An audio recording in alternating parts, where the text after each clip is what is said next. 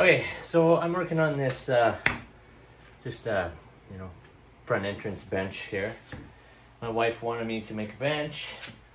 I got this nice 3-inch thick live edge slab of, this is maple. So, if I show a bit here, you see these big cracks here. So they were quite big. So I just decided just to mix up some D-pour epoxy, just sort of tinted it gold. Actually looks pretty good. Little cracks here and there. So what I've done, I haven't really got it on film, but it was a tedious process anyways. So this is just all these cracks filled in. Filled in the sides too. So both sides now, top and bottom, are nice. This will be the bottom. This side will be the top. This is just the cleaner side. So what I've done here in the last little bit here is just sort of cleaned up these edges a bit. I want to have a little bit of natural stain to them, but I cleaned it up a bit. It was a little bit dirty, so I've cleaned it up a bit. So now what I'm going to do is my process for sanding is 100 grit, 150, 180. Sometimes I use Rubio Monocoat, so I only go to 180. But for this one, I'm probably just going to use Shellac because I want it to be pretty resistant. Shellac is pretty good, easy to apply, and long lasting. So we're going to get that sanding process done now.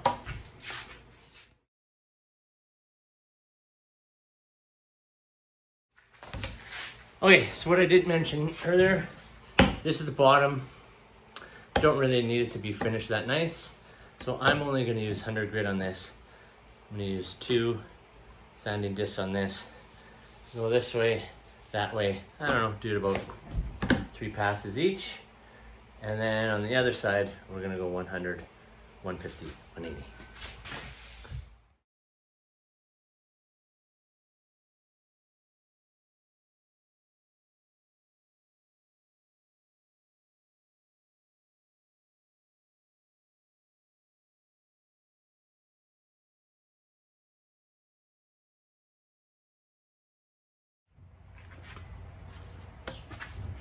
Okay, so I got this. I'll sand it down, top part to 180, 100, 150, and 180. So now we wipe it down with water, and then we use mineral spirits to get it all nice and clean, and then we're going to get it ready for the shellac. Okay, so what we use here to clean this thoroughly, mineral spirits. Do wear gloves, because it will really mess up your hands. So just throw a couple little soaks here.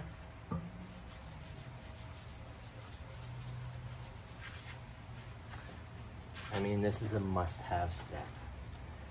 You want to have a good finish, you make sure you use mineral spirits.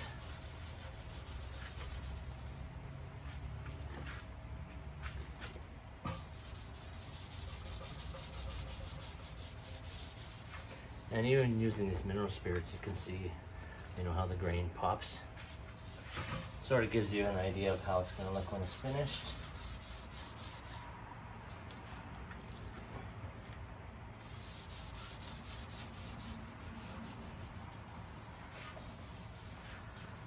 And there we go. So don't throw this in the garbage right away.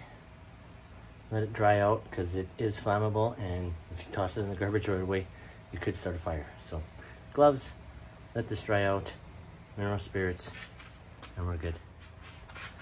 Okay, so now I'm going to use Zinsser's shellac. So the cool thing about shellac is this is an excretion from the female lac bug. It's mostly found in Thailand, Eastern Asia. So they take the excretions off of trees, dissolve it in alcohol, and this is liquid shellac. cool thing about this is that they used to make records out of shellac until they replaced it with vinyl. So I'm just gonna use a little brush with this. I'm gonna, you know, they say about 45 minutes in between coats. I don't know, probably gonna do about at least 2, probably 3 coats of this, because I want this to be, you know, very, you know, scratch resistant and, you know, just stand up to the test of time.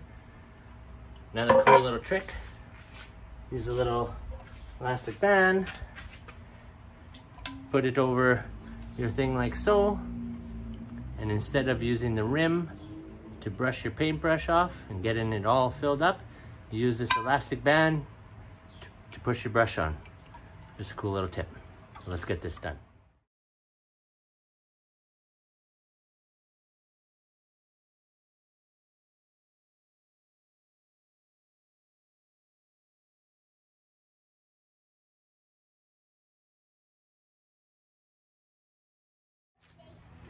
Okay, so what I've been doing before was, you know, trying to use epoxy a lot. Epoxy is really expensive. Just trying to give it that nice protective coating on my wood. It's the first time I've been using shellac. Did a lot of research on it. It's pretty amazing that this comes from basically the butt of a female lac bug. But it just sort of gives you that nice protective coating, gives you that look of, you know, epoxy in a way, and it's just so easy to apply. About 45 minutes in between coats. This is the bottom part. I don't even think I'm gonna do another coat. I'm fine with that. I sort of just slather it on pretty good. But it looks pretty amazing. The wood looks nice. And I mean, probably going forward, shellac is going to be one of my go-tos. And the other cool thing about shellac is it's natural made product from a bug. So you don't really have that toxicity that you would have with epoxy. I mean, I wash my hands off pretty easily with soap and water. So, I mean, 2 thumbs up. Okay, so now I'm satisfied enough with my finish here. So I'm going to use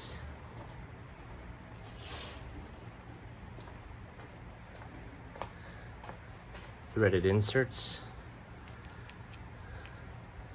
because, you know, something this beefy, you want to make sure that it doesn't strip, you know, and if you just use screws, it's gonna you know, strip pretty easy.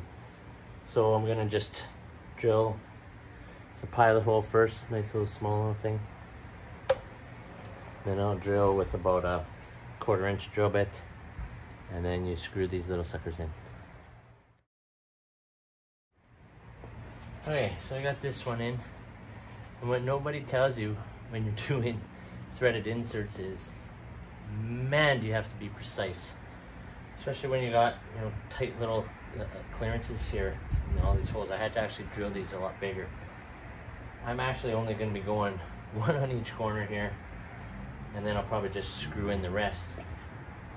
Right now I'm doing this other one, these other 2, so I've really made sure I've got them nice and, you know, as close as can be, because, man, if you're even just a little bit off, it's pretty much impossible to get those in. So that's just a pro tip. Learned the hard way. Okay, so here is the finished live edge maple bench. I'm probably gonna give it another little sand, another little coat of shellac on top, but